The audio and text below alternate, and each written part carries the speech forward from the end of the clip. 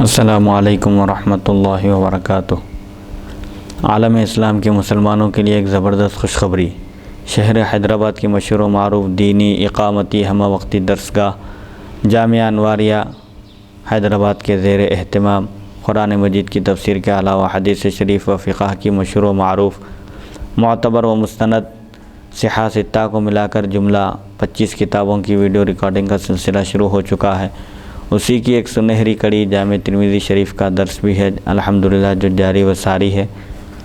بیات شیخ المشائخ حضرت سید محمد عبد القدیر الحسینی المعروف نورانی پاشا رحمۃ اللہ علیہ، بانی و فاؤنڈر جامعہ انواریہ و باب العلم انواریہ ایجوکیشنل سوسائٹی حیدرآباد۔ سب سے پہلے حدیث شریف عربی میں پڑھی جائے گی، اس کا ترجمہ کیا جائے گا اور تشریح بیان کرتے ہوئے اس ضمن میں مسائل بھی بیان کیے جائیں گے۔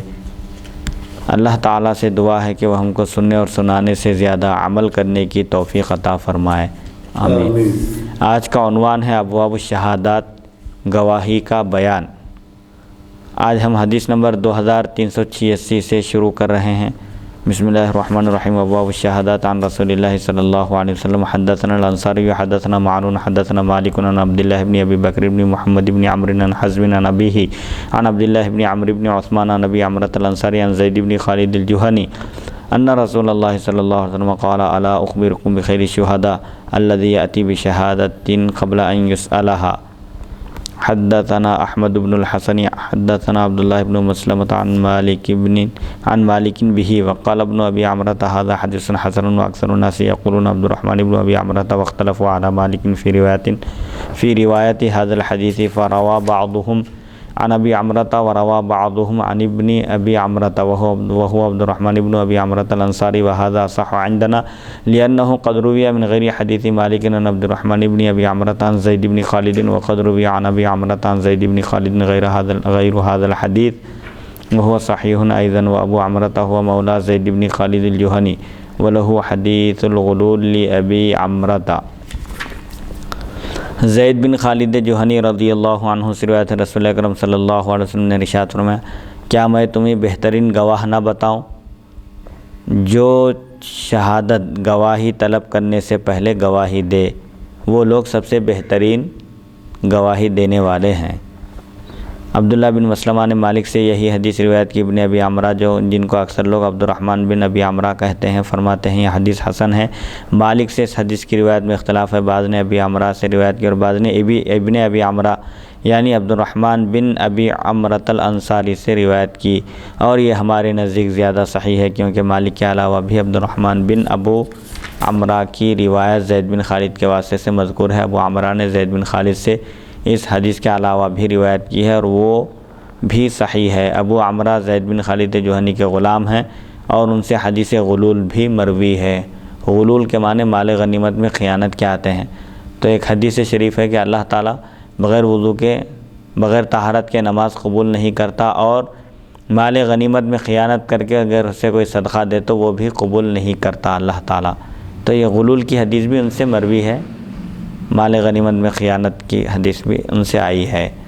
تو بہرحال سب سے بہترین شہداء، گواہی دینے والے وہ لوگ ہیں جن سے گواہی طلب کیے بغیر ہی جو معاملات میں گواہی دیں، تاکہ لوگوں کے حقوق محفوظ رہیں، کسی کی حق تلفی نہ ہو۔ اب آگے بتائیں گے کہ کس کی گواہی کس کے حق میں جائز ہے، درست ہے، اور کن امور میں یعنی کن کاموں میں کتنے گواہ چاہیے۔ جیسے اگر کوئی کسی پر تہمت لگائے، زنا کی اگر تہمت لگائے تو وہاں پر 4 گواہوں کو پیش کرنا ضروری ہے، اور بعض کام ایسے ہیں جہاں پر کم سے کم 2 گواہ ہونا ہے۔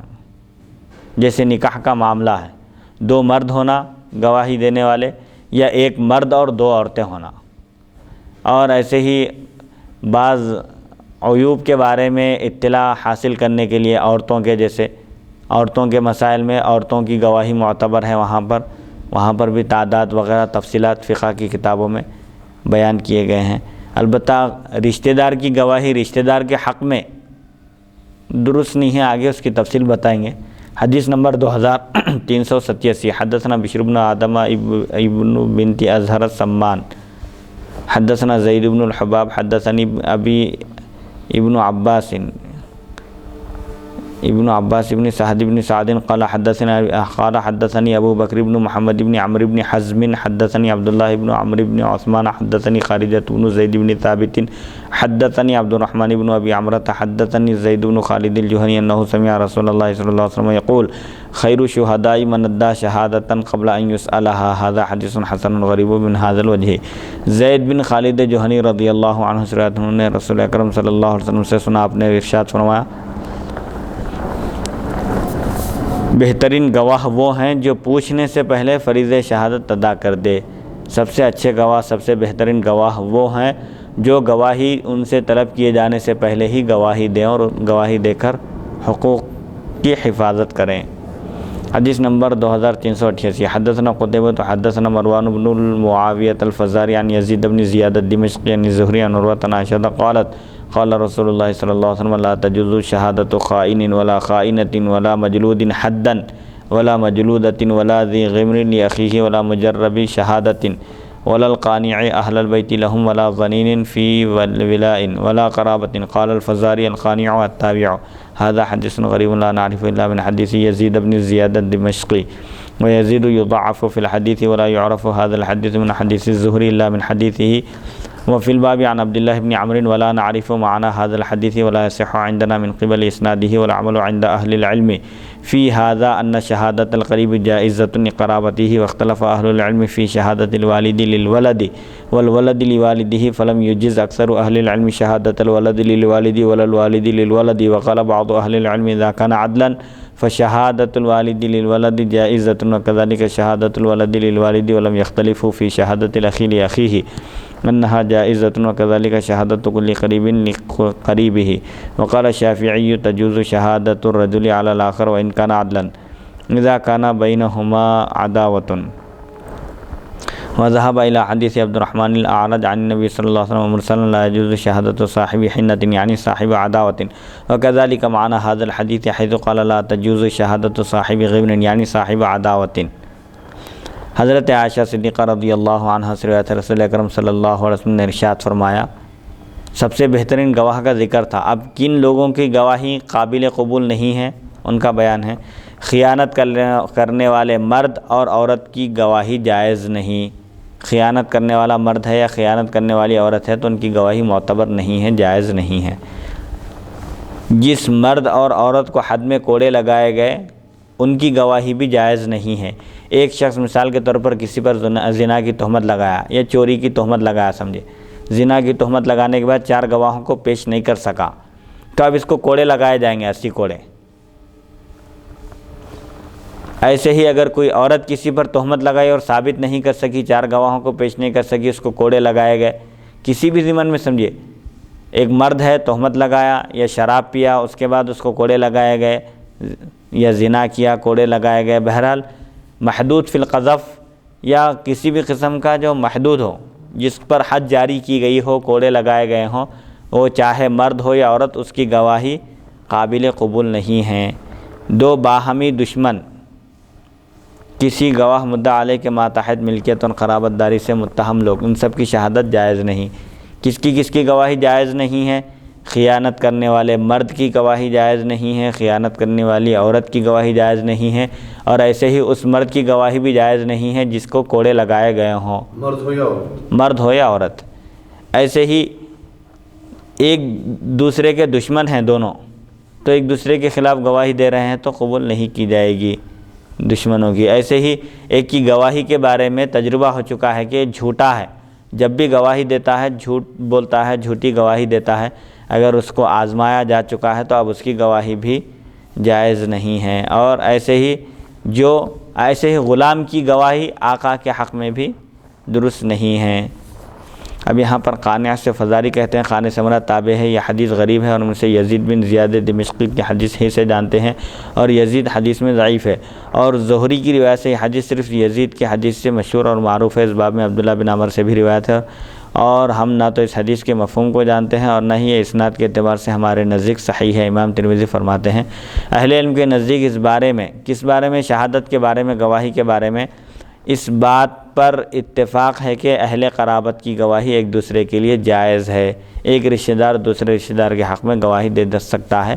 ائمہ کا اختلاف ہے اس میں، البتہ اہل علم نے باپ اور بیٹے کی ایک دوسرے کے حق میں گواہی میں اختلاف کیا ہے۔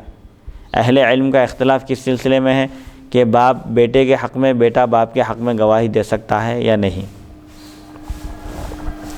اور اکثر علماء کے نزدیک باپ بیٹے کی ایک دوسرے کے حق میں گواہی جائز نہیں۔ بعض علماء کہتے ہیں اگر وہ عادل ہوں تو جائز ہے، دونوں اگر متقی پرہیزگار ہوں اور کسی قسم کا ان کے بارے میں شک نہ ہو تو پھر ایسی صورت میں جائز ہے۔ بھائی کے حق میں گواہی میں اختلاف نہیں ہے، ایک بھائی دوسرے بھائی کے حق میں گواہی دے سکتا ہے بلکہ وہ جائز ہے۔ اس طرح ہر قرابت دار کی گواہی دوسرے رشتہ دار کے حق میں جائز ہے۔ امام شافعی رحمۃ اللہ علیہ فرماتے ہیں جب دو آدمیوں کے درمیان عداوت ہو تو چاہے وہ عادل ہی کیوں نہ ہو، ایک دوسرے کے خلاف ان کی شہادت جائز نہیں۔ دونوں ایک دوسرے کے دشمن ہیں، اب گواہی دے رہے ہیں، ہو سکتا ہے کہ وہ دشمنی کا بدلہ نکالنے کے لیے جھوٹی گواہی دے رہا ہو، تو جھوٹی گواہی کی بھی بڑی مذمت آئی ہے، گناہ کبیرہ میں شمار کیا گیا ہے اس کو۔ حدیث نمبر 2388۔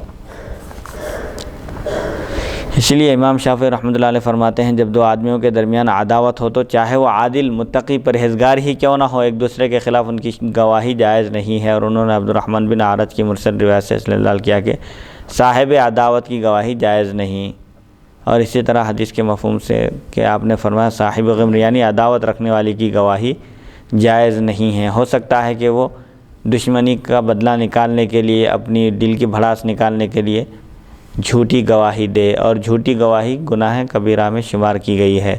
تو بہرحال یہ گواہی کا جو مسئلہ ہے، حضرت سیدنا علی ابن ابی طالب رضی اللہ عنہ کے پاس بیٹے کی گواہی باپ کے حق میں جائز ہے، جیسا کہ وہ مشہور واقعہ حضرت علی رضی اللہ عنہ کا جنگی لباس چوری ہو گیا تھا، ایک یہودی کے پاس پایا گیا تو آپ عدالت میں مقدمہ دائر کیے، تو یہودی بھی عدالت میں پہنچ گیا، حضرت علی رضی اللہ عنہ بھی عدالت میں پہنچے۔ قاضی شرح جن کو حضرت علی رضی اللہ عنہ نے خود قاضی مقرر کیا تھا، تو قاضی شرح کی عدالت میں آپ کا مقدمہ پیش ہوا تو آپ سے دلیل طلب کی گئی کہ یہ جنگی لباس آپ کا ہے، کیا دلیل ہے؟ تو حضرت علی رضی اللہ عنہ دو گواہوں کو پیش کرنا تھا، ایک گواہ کو اپنے غلام خبر کو پیش کیا ایک گواہ کے طور پر، تو قاضی شرح فرمایا ٹھیک ہے، غلام کی گواہی آقا کے حق میں درست ہے، پھر دوسرے گواہ کون ہے؟ تو سیدنا امام حسن کو پیش کیے کہ یہ ہے، تو قاضی شرح فرمایا کہ اس میں اختلاف ہے کہ بیٹا اگر والد کے حق میں گواہی دے تو وہ قبول نہیں کی جائے گی، اس لیے آپ کے پاس چونکہ دو گواہ نہیں ہیں اس لیے یہ زرا کا فیصلہ یہودی کے حق میں ہوتا ہے، بلکہ جب فیصلہ کیا تو یہودی حضرت علی رضی اللہ عنہ کے قدموں میں گر گیا اور مسلمان ہو گیا، اور کہا کہ یہ جنگی لباس آپ ہی کا ہے۔ آپ حالانکہ خلیفہ وقت ہیں، مسلمانوں کے امام ہیں، اور قاضی شرح کو آپ نے مقرر کیا ہے، لیکن اس کے باوجود اسلام میں عدل و انصاف اور جو جیسے خلیفہ وقت خود جب قاضی کو مقرر کیے ہیں تو اب جیسے اس دور کا جو ماحول ہے، جو جس کو مقرر کرتا ہے کرسی پر بٹھاتا ہے وہ اسی کی بات سنتا ہے، حالانکہ وہاں پر قاضی شرح مقرر ہیں حضرت علی کی جانب سے، لیکن اس کے باوجود انہوں نے کوئی جانبداری نہیں برتی، بلکہ ان کے سامنے جو ظاہری طور پر جو گواہ پیش کیے گئے تھے اس بنیاد پر آپ نے فیصلہ کیا تھا، اور جس کو حضرت علی رضی اللہ عنہ نے بھی قبول کیا، آپ نے کوئی حجت نہیں کی وہاں پر۔ تو حضرت علی رضی اللہ عنہ کے اخلاق سے متاثر ہو کر، آپ کے کردار سے متاثر ہو کر وہ یہودی داخل اسلام ہو گیا۔ تو بہرحال یہ خلفائے راشدین اور صحابہ اکرام اہل بیت اطہار اور امت کے بڑے بڑے اکابر جو گزرے ہیں، ان لوگوں کی کوششوں سے، ان کے اخلاص اور ان کی جد و جہد سے اسلام کی ترقی ہوئی، اور آج بھی اسلام اخلاق کی بنیاد پر پھیلایا جا سکتا ہے۔ حدیث نمبر 2359۔ حدثنا حمید بن مسعدۃ حدثنا بشر بن المفضل عن الجریری عن عبد الرحمن بن ابی بکرۃ عن ابیہ ان رسول اللہ صلی اللہ علیہ وسلم قال الا اخبرکم باکبر الکبائر قالوا بلی یا رسول اللہ قال الاشراک باللہ وعقوق الوالدین وشہادۃ الزور او قول الزور قال فما زال رسول اللہ صلی اللہ علیہ وسلم یقولها حتى قلنا لیتہ سکت هذا حدیث صحیح۔ عبد الرحمن بن ابی بکرہ رضی اللہ عنہما اپنے والد سے روایت کرتے ہیں رسول اکرم صلی اللہ علیہ وسلم نے ارشاد فرمایا کیا میں تمہیں کبائر میں سے بھی بڑے گناہوں کی خبر نہ دوں؟ گناہ کبیرہ تو ہے ہی ہے، لیکن گناہ کبیرہ میں بھی درجہ بندی ہے، اور جو بڑے گناہ ہیں سب سے بڑے جو شمار کیے جاتے ہیں وہ نہ بتاؤں؟ صحابہ کرام نے عرض کیا ہاں کیوں نہیں یا رسول اللہ صلی اللہ علیہ وسلم، آپ ضرور بتائیے۔ تو آپ صلی اللہ علیہ وسلم نے فرمایا اللہ تعالیٰ کے ساتھ شریک ٹھہرانا، یہ گناہ کبیرہ میں سب سے بڑا گناہ ہے اور ایسا گناہ ہے جو معاف نہیں کیا جا سکتا۔ اللہ تعالیٰ کی ذات و صفات میں کسی کو شریک ٹھہرانا۔ اور دوسرے نمبر پر ماں باپ کی نافرمانی ہے۔ تیسرے نمبر پر آپ نے فرمایا جھوٹی گواہی یا جھوٹی بات۔ راوی کہتے ہیں ہم مسلسل فرماتے رہے یہاں تک کہ ہم نے کہا کاش کہ آپ خاموش ہو جاتے، یہ حدیث صحیح ہے۔ یعنی جھوٹی گواہی دینے سے حق تلفی ہوتی ہے، ایک بندے کا حق مارا جاتا ہے، ظلم و ستم ہوتا ہے۔ تو اس کی اہمیت بتانے کے لیے کہ جھوٹی گواہی دینے سے بچنا چاہیے یا جھوٹ بات بولنے سے بچنا چاہیے۔ بار بار دہراتے رہے حضور شہادت الزور او قول الزور، راوی کو شک ہے جھوٹی بات فرمائی یا جھوٹی گواہی۔ تو بہرحال قرآن پاک میں بھی فَاجْتَنِبُوا الرِّجْسَ مِنَ الْأَوْثَانِ وَاجْتَنِبُوا قَوْلَ الزُّورِ شرک سے متصل بیان کیا گیا جھوٹی گواہی دینے کو کہ یہ بہت بڑا گناہ ہے، جھوٹی گواہی دینے سے حق تلفی ہوتی ہے، لہذا اس سے بچنا چاہیے۔ حدیث نمبر 2390 حدثنا احمد بن منیع حدثنا مروان بن معاویہ عن سفیان بن زیاد الاسدی عن فاتق بن فضالۃ عن ایمن بن خریم ان النبی صلی اللہ علیہ وسلم قام خطیبا فقال ایها الناس عدلت شهادة الزور اشراكا بالله ثم قرأ رسول الله صلى الله عليه وسلم فاجتنبوا الرجس من الاوثان واجتنبوا قول الزور هذا حديث انما نعرفه من حديث سفيان بن زياد قد اختلفوا في روایت هذا الحديث عن سفيان بن زياد ولا نعرف لأيمن بن خریم سماعا من النبي صلی اللہ علیہ وسلم۔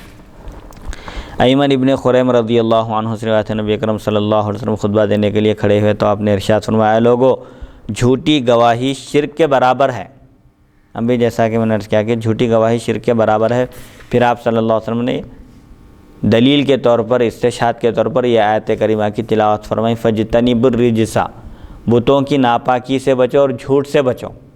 شرک کے بعد یہاں پر جس چیز سے بچنے کا حکم دیا گیا ہے وہ جھوٹی بات، وَاجْتَنِبُوا قَوْلَ الزُّورِ تو جھوٹی بات کو شرک کے برابر قرار دیا گیا ہے، وہ بھی بہت بڑا گناہ ہے۔ جھوٹی گواہی مراد ہے وہاں پر یا جھوٹی بات مراد ہے؟ اکثر عام طور پہ کیا ہوتا ہے لوگوں کو یعنی ذری دیر سے جھوٹ بولنے کی عادت رہتی ہے۔ ہاں جھوٹ، وہ ایک جھوٹ بولنا الگ ہے، وہ بھی گناہ ہے، حرام ہے، لیکن ایک ہے جھوٹی گواہی دینا۔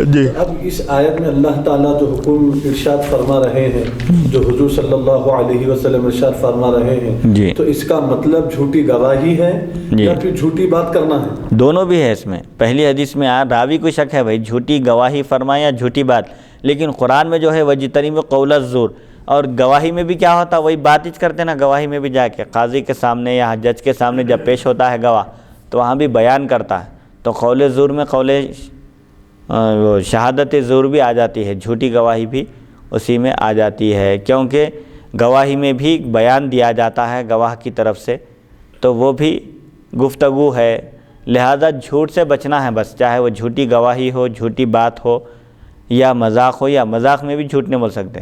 جیسے بچوں کو عام طور پر بہلانے کے لیے یا ان کو خاموش کرانے کے لیے لوگ ماں باپ جیسے کہتے ہیں ان کو یہ دلائیں گے وہ دلائیں گے، اگر دلانے کا مقصد نہیں ہے ایسے ہی بول رہے ہیں تو وہ بھی جھوٹ میں شمار ہوگا۔ جیسے ایک خاتون حضور پاک علیہ الصلوۃ والسلام کے عہد مبارک میں اپنے بچوں کو بلائے کھجور دینے کے لیے، تو بلا کر دیے کھجور، حضور فرمایا اگر بلا کر نہیں دیتے کھجور تو وہ جھوٹ ہو جاتا تھا بولنا۔ تو بہرحال جھوٹ سے بچنے کی تاکید کی گئی ہے۔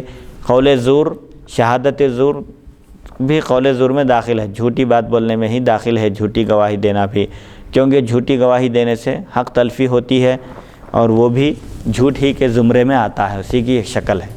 تو وہ گواہی مراد ہے؟ گواہی مراد ہے یہاں پر۔ آیت میں عام ہے بھائی جھوٹی بات، اب وہ گواہی میں بھی ہو سکتی ہے، گفتگو میں بھی ہو سکتی ہے، تجارت میں بھی ہو سکتی ہے، کسی میں بھی۔ ہاں آیت کا فَاجْتَنِبُوا الرِّجْسَ مِنَ الْأَوْثَانِ وَاجْتَنِبُوا قَوْلَ الزُّورِ، تو یہاں اصل میں بتانا مقصد یہ ہے کہ شرک کے بعد جس چیز سے بچنے کا حکم دیا گیا ہے وہ جھوٹی بات ہے۔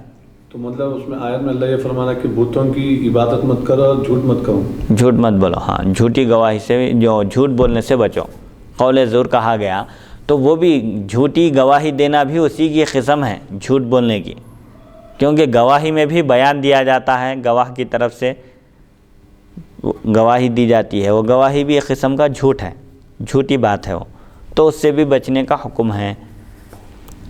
اس حدیث کو ہم سفیان بن زیاد کی روایت سے پہچانتے ہیں، اور سفیان بن زیاد سے اس حدیث کی روایت میں اختلاف ہے۔ نیز ہمارے نزدیک ایمن بن خریم کے لیے حضور اکرم صلی اللہ علیہ وسلم سے سماع بھی معروف نہیں ہے۔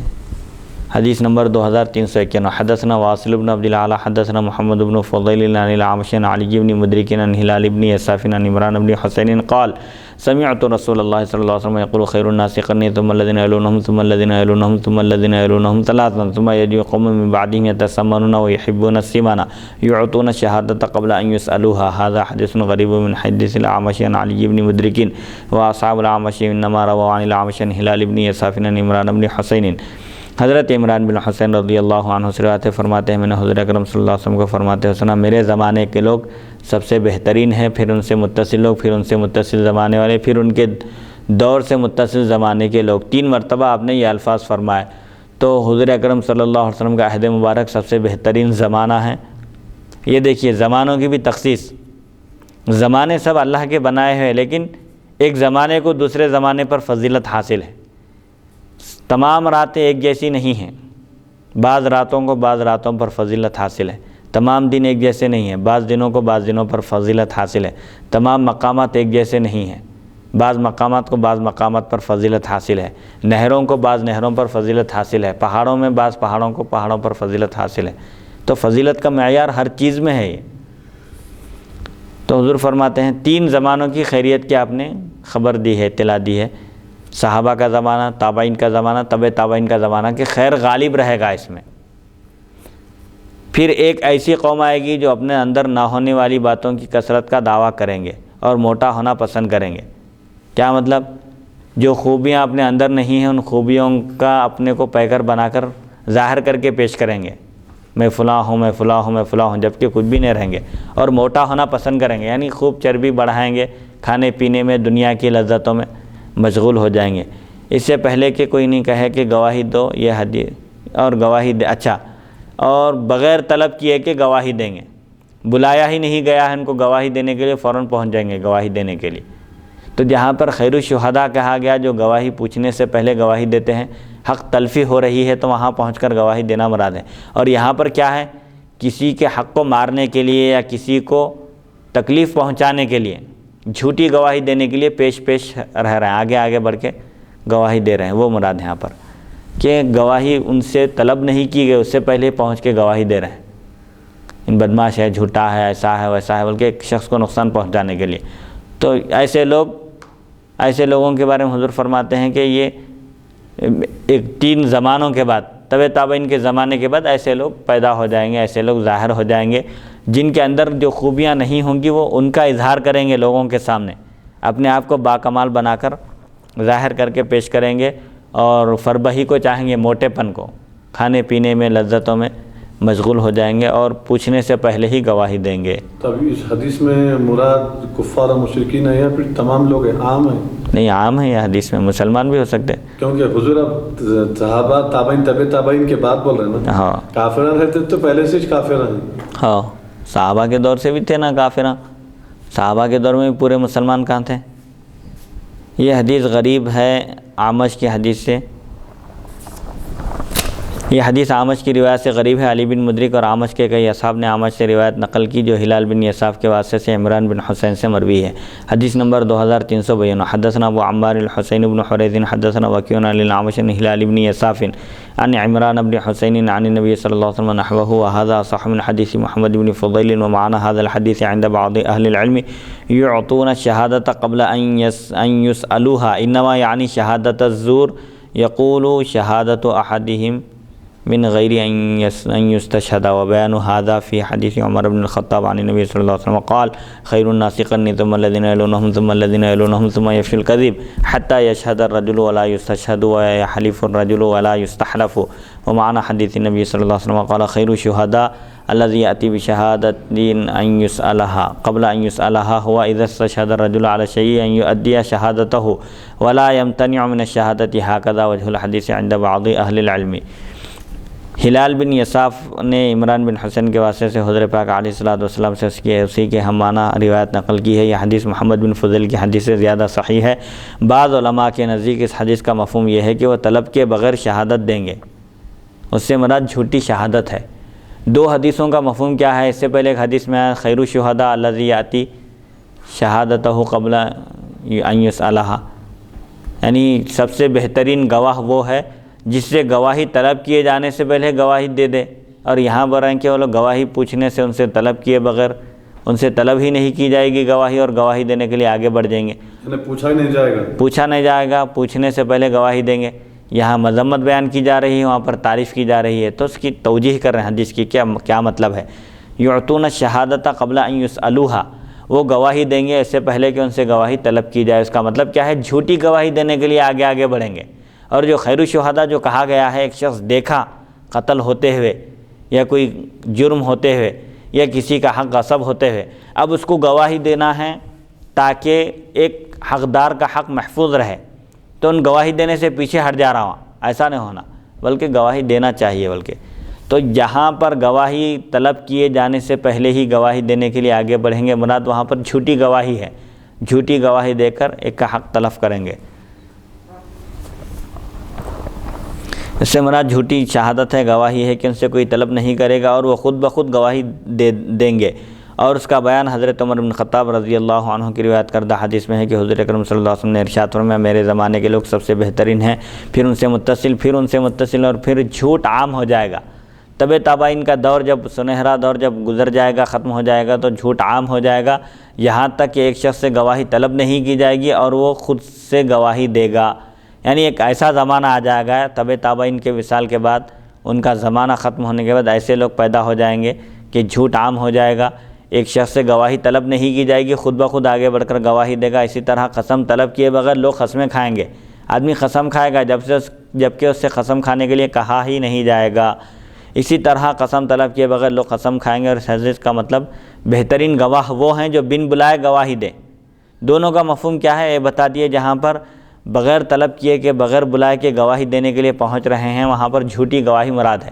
وہاں جو مذمت کی گئی ہے ایسے گواہوں کی جو جھوٹی گواہی دیتے ہیں، اور جہاں تعریف کی گئی ہے کون سے گواہ مراد ہے، یہ ہے کہ جب کسی انسان سے شہادت طلب کی جائے تو بلا تعمل گواہی دے، بغیر سوچے سمجھے کہ میں مشورہ کر کے بولتا ہوں یا میں گواہی دینا چاہیے یا نہیں دینا چاہیے، میں ذرا سوچ کے بولتا ہوں، نہیں بولنا ہے وہاں پر۔ بعض اہل علم کے نزدیک حدیث کی یہ توجیہ ہے۔